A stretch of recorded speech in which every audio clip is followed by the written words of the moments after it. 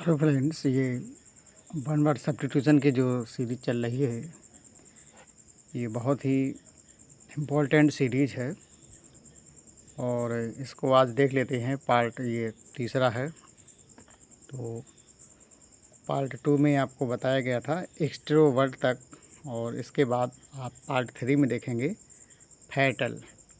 तो यहाँ फैटल का मतलब है प्राणघातक, जिसको बोला जाता है the thing which may cause death, मतलब ऐसी वस्तु जो मृत्यु का कारण बने, तो उसको फैटल बोला जाता है।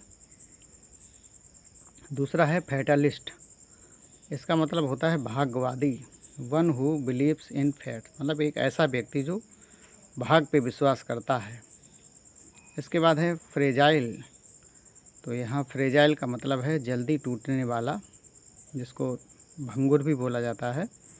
तो that can be easily broken, मतलब जिसको बहुत आसानी से तोड़ा जा सके, आसानी से टूट जाए, ऐसी कंडीशन को फ्रेजाइल बोलते हैं।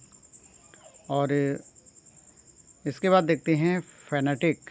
फैनेटिक का मतलब होता है धर्मांध, जैसे person filled with excessive enthusiasm, मतलब जो धर्म में अति विश्वास रखता है, ठीक है, उसको ही ऐसा बोला जाता है कि वो बहुत ज़्यादा धर्म के प्रति उत्साहित है। ठीक है, एंथुसियाज्म, बहुत ज़्यादा उत्साहित है और वो अंधा पड़ चुका है ऐसी कंडीशन में।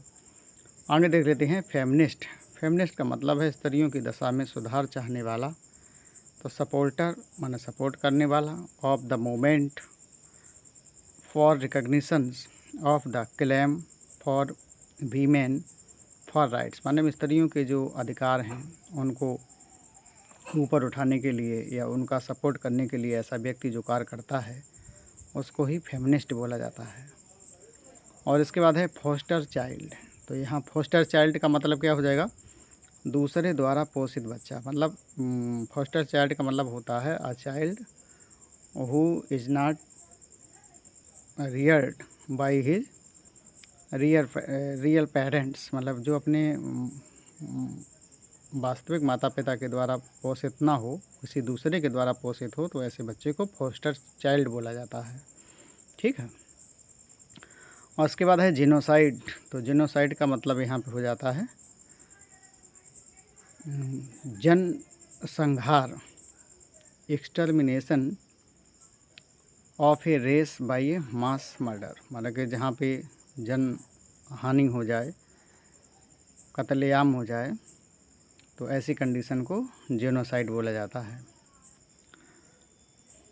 इसके बाद है जिम्नासिज्म, व्यायामशाला। तो रूम और हॉल, मतलब एक कमरा या बड़ा सा कमरा with apparatus for physical training, मतलब कि अपरेटस जहाँ पे रखे गए हैं फॉर फिजिकल ट्रेनिंग, जहाँ शारीरिक व्यायाम के लिए ऐसे उपकरण रखे गए हैं, ऐसे कंडीशन में ही इसको जिम्नासिज्म बोला जाता है। अगला है हाइपोक्राइट। हाइपोक्राइट का मतलब यहाँ पे है पाखंडी या ढोंगी, वन हु प्रिटेंड्स, मतलब वन जो हु, ये व्यक्ति जो बहाने बनाता है, टू बी होने के, वाट ही इज़ नॉट, मतलब जिसका मतलब जो वो बताता है कि मैं ये हूँ, वो वही होता नहीं है, तो ऐसी कंडीशन में हाइपोक्राइट बोला जाता है इंग्लिश में इसको। और इसके बाद आगे देखते हैं होमिसाइड। तो होमिसाइड का मतलब यहाँ पे है मानव वध, जैसे killing of a human being by another man, मतलब दूसरे व्यक्ति के द्वारा मानव का वध किया जाना, ऐसी कंडीशन में इसको होमिसाइड बोला जाता है। और इसके बाद है हर्बीवोरस। तो हर्बीवोरस का मतलब है शाकाहारी, एन एनिमल एक जानवर, और पर्सन या व्यक्ति दैट जो ओनली केवल ईट्स खाता है हर्ब्स साग सब्जियाँ, ठीक है, शाकाहारी है। अगला देखते हैं हेरेडेटरी। और यहाँ पे हेरेडेटरी का मतलब होता है वंशानुगत, मतलब past on from one generation, मतलब एक जनरेशन से दूसरी जनरेशन में जो ट्रांसफ़र होता है, उसको ही हेरेडिटी या हेरिडेटरी बोला जाता है। वंशानुगत मतलब जैसा पिता वैसा पुत्र।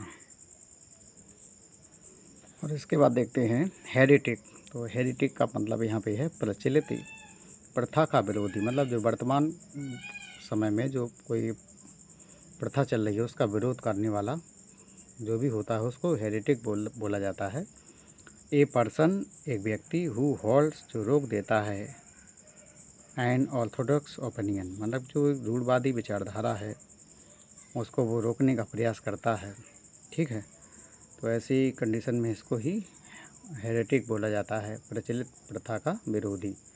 अगला है होरिजन। होरिजन का मतलब होता है क्षितिज, the line at which the earth और sea and the sky seems to meet. आपने देखा होगा कि आप आसमान को दूर से देखें तो ऐसा लगता है कि आसमान जो है वो ज़मीन को छू रहा है। तो ऐसी कंडीशन में, हालांकि ऐसा होता नहीं है, लेकिन ऐसी ही देखने की स्थिति को ही क्षितिज बोला जाता है, जहाँ पे पृथ्वी और आकाश ऐसा लगता है कि मिल रहे हों। ओके, और इसके बाद है ह्यूमैनिटेरियन, जिसका मतलब होता है परोपकारी। ठीक है, तो person working the welfare of all human beings. Person माने व्यक्ति, वर्किंग जो कार्य करते हैं, द वेलफेयर कल्याण के लिए, ऑफ ऑल ह्यूमन बींग्स मतलब सारी मानव जाति के उत्थान के लिए, जो कल्याण के लिए जो कार्य करता है उसको ह्यूमैनिटेरियन बोला जाता है। इसके बाद है इनफ्लेमेबल। इनफ्लेमेबल का मतलब है ज्वलनशील, थिंग्स माने वस्तुएं, that can easily catch fire मतलब वस्तुएं जो बहुत शीघ्रता से आग पकड़ लेती हैं, तो इनफ्लेमेबल बोला जाता है, मतलब ज्वलनशील। ठीक है, इसके बाद है इंसॉल्वेंट। इंसॉल्वेंट का मतलब यहाँ पे है दिवालिया, वन हु कैन नॉट पे हिज डेट, मतलब एक ऐसा व्यक्ति जो अपने ऋण को नहीं चुका सकता है, तो उसको बोला जाता है इंसॉल्वेंट।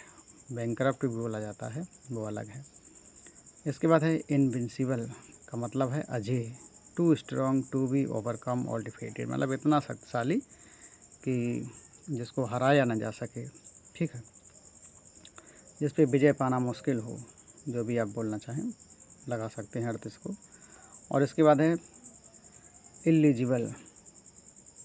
एलिजिबल का मतलब है अस्पष्ट, माने इनकैपेबल ऑफ बीइंग रीड, मतलब कि पढ़ने की क्षमता से परे होना, अयोग्य होना, पढ़ ना पाना। ठीक है, और इसके बाद है इनक्रेडिबल, तो इसका मतलब है अविश्वसनीय, which is difficult to believe, मतलब जिस पे विश्वास करना कठिन हो, तो इनक्रेडिबल बोला जाता है उसको।